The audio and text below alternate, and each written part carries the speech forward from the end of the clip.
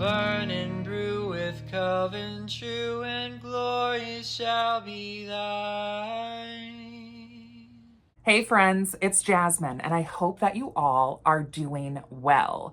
If you're new to my channel, welcome. I am a practicing witch, and I talk about that here on the internet.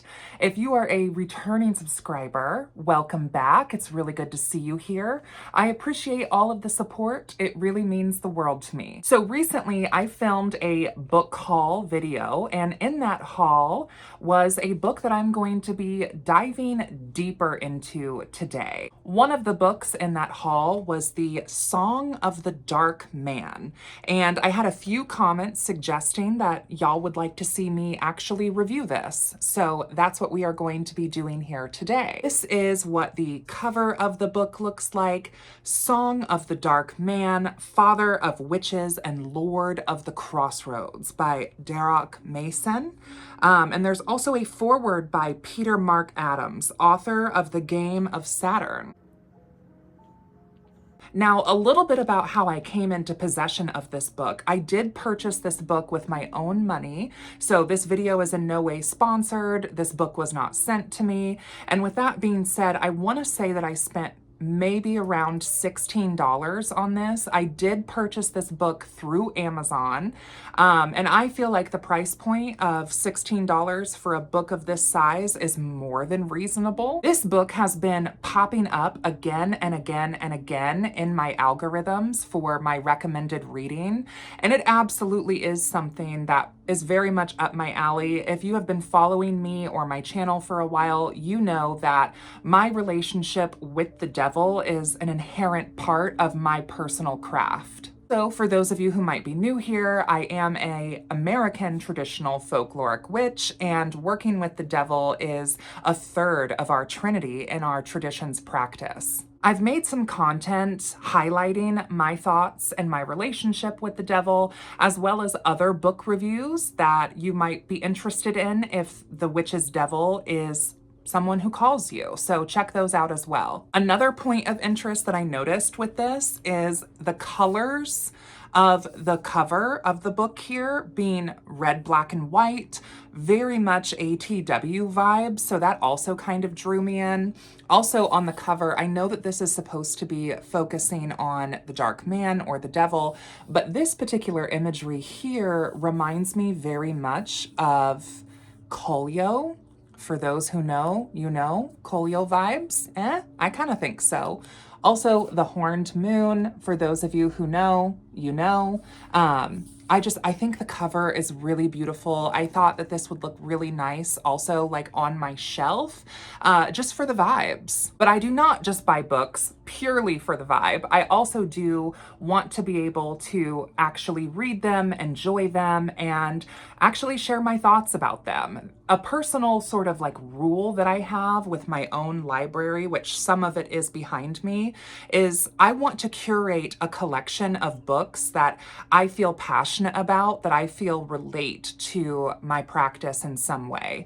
And this very much does. I'm going to read you a little bit from the back of the book. From the 14 phantoms that terrorized Victorian England to the haunted crossroads of the Irish hinterlands, the devil, known as the Dark Man, has found countless novel ways to influence culture and bring us face to face with our fears. Tracing this enigmatic entity through centuries via mythology, folklore, occult writings, and modern accounts, Darragh Mason shows how the Dark Man is more than just a myth. He is a real presence in our world. Drawing on Irish manuscripts dating back to the 12th century, testimonies from the 17th century Scottish witches, and his own experiences and interviews with contemporary witches and mystics, Mason builds the case for the pattern of the Dark Man phenomenon, showing what his presence can mean, what it's like for those who experience him, and how his appearance serves as a calling to the path of witchcraft. And in doing so, Mason challenges the conventional understandings of the dark man as an evil presence, emphasizing his role in questioning authority, liberating individuals from the confines of social convention, and he shows how the dark man's presence serves as a potent illustrator of the battles between light and dark. Now, that's just a little bit here of the summary from the back of the book. If that sounds like it might be interesting to you, stay tuned. I'm going to share more of my personal thoughts about this book. This book is like roughly around 200 pages-ish, I want to say. So as far as like the approachability of a book, I feel like that's pretty good. Also, price-wise, again, I feel like $16 is pretty accessible for a witchy book around this size and on this topic. Both of those categories would get a 10 out of 10 from me if we're looking at the approachability of the text and the accessibility of the work. Now, I will say that the way that this book is formatted and the way that this book is written, I would say is a little text heavy in the sense that there are pages of just full writing, which I'm a little bit neurospicy. So for me, sometimes when books are formatted like this, it's very classic, but it can make it a little bit hard to read. I would also say that the language used in this book at times was a little bit dry. This was not a book that I just plowed through like some other books. This was a book that I would read a chapter or two, and then I would have to put it down and really sit with what I've read, occasionally also having to go back and like reread things. Now, that's not really a criticism of the author. That's just more of like my own personal like neurospice and how my neurospice works with actually retaining information. I did take some notes and I will be kind of referencing those here in this review video for you guys. So if you see me kind of like looking down, I'm looking at my notes. I would say that a sort of first impression about this book, and also part of why I felt called to go ahead and get it after it had been trending in my algorithm now for I feel like at least 6 months or so, is in American traditional folkloric witchcraft, like I've mentioned, the devil makes up a third of our trinity. And within the devil, there are sort of like different reflections of the devil. I've made some videos about that on my channel as well. I think the video is called like Seasons of the Witch's Devil or something along those lines. There's the devil in gold, the devil in green, the devil in red, and the devil in black. And I was kind of expecting for this book to kind of be more of a guide to connecting with the archetype of the devil in black, the man at the crossroads, Old Scratch, and it very much did deliver on that. Another point that I would bring up about this book that I think is a huge selling point, and probably one of my favorite aspects to touch on in this review, is that this book is not necessarily written by a witch or a magical practitioner. So this is not coming from the voice of necessarily a practicing witch, although there are witches' voices that the author did include in this for sort of their contemporary viewpoints of working with the devil, and I did appreciate that. In the same vein, this is also not really like an academic text, nor is it really like meant to be.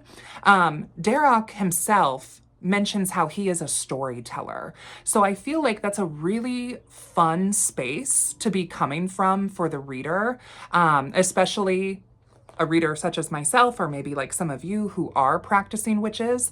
I thought it was really refreshing to find a book that isn't necessarily a witch's view and guide, and isn't really also posing itself as like a historical and folkloric academic analysis, and instead it's more like short stories and perspectives of the characters in these folk stories, and what that kind of means to the author, what you can kind of glean from these stories.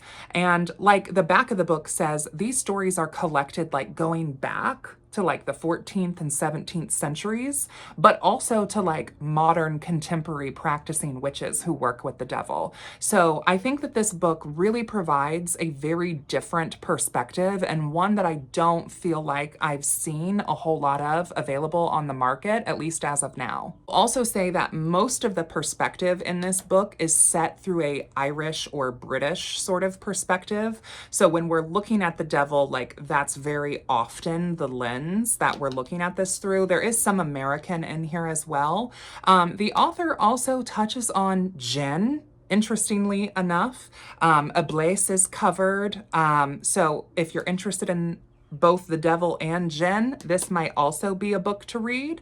As well as the author touches on extraterrestrials and aliens. So I thought that both of those inclusions kind of added a little bit more flavor to the text as well. The book does have like some chapter art in here that I just thought was very visually stunning. These full page sort of illustrations that I think are very evocative. Some more art here in the book as well. This is the part of the book I was mentioning where there are like actual contemporary witches' voices as well. In the book, there's also a section that talks about various different folks from the music industry that made a pact with the man in black or the devil in order to secure success in their career. So we have Niccolo Pagani, we have Bob Dylan, which I had no idea. I actually went to go look up that interview, and that interview is wild because he mentions how he did make a deal with okay, it's very interesting. If you haven't seen that video, just go on YouTube, type in Bob Dylan interview devil. I'm sure it'll pop up. Also, Robert Johnson, who I am familiar with, who was a blues musician. All three of these musicians, the violinist Pagani, Bob Dylan, and the blues musician, all have stories that relate to making a deal at the Crossroads. In the book, like I also mentioned, it kind of includes some jinn lore as well. It compares the fairies and the jinn together, and it compares both of them also to the devil. Also, it includes some like kind of Christian lore of attitudes viewed of the devil and how that is relevant to the fairy folk and also to the jinn and the fairies' place and Christian mysticism as it pertains to the devil. I really enjoyed that. Overall, I would say regardless of your personal practice, if you're interested in learning more about the devil, if you're interested in building a deeper relationship with the devil and understanding the devil in black archetype even more, this would absolutely be the book that I would recommend, and I will be recommending in the future. I would say also, whether you are a beginner practitioner or an experienced practitioner, I think that this book, because it poses itself from a storytelling perspective, is really approachable for all levels of experience. And for myself, I really resonate with the current of like the devil in green. And the devil in gold is kind of close. The devil in red is kind of close, but the devil in black for me has always been this very like liminal space that I do respect, revere, and resonate with, but I just don't necessarily feel as connected to that particular current. And so this book definitely helped me with my sort of connection with that. Please let me know if you have read this book and what you thought about it. I would love to hear. And I think that's going to kind of wrap up this video. So I hope that you all have enjoyed this, and let me know if there are any other books that you would like to see me review. If you are an author and would like me to review your book, you're welcome to DM me on Instagram. We can kind of talk about that, hash out the details. I'm down to review products and other stuff too. I love making this kind of content, and according to my recent poll on the channel, it seems like a lot of you really enjoy my hauls and my reviews as well. So if you liked this video, please give it a like, subscribe to my channel if you are not already. According to my YouTube analytics, about half of my average viewers aren't even subscribed to my channel. And with all of that being said, I hope that you all are well, and until next time, blessed be, and I will see you in hell. Bye. Down, down, down the road, down the witch's road. Down, down, down the road, down the witch's road. Down, down, down the road, down the witch's road. Circle sewn with fate, unlock thy hidden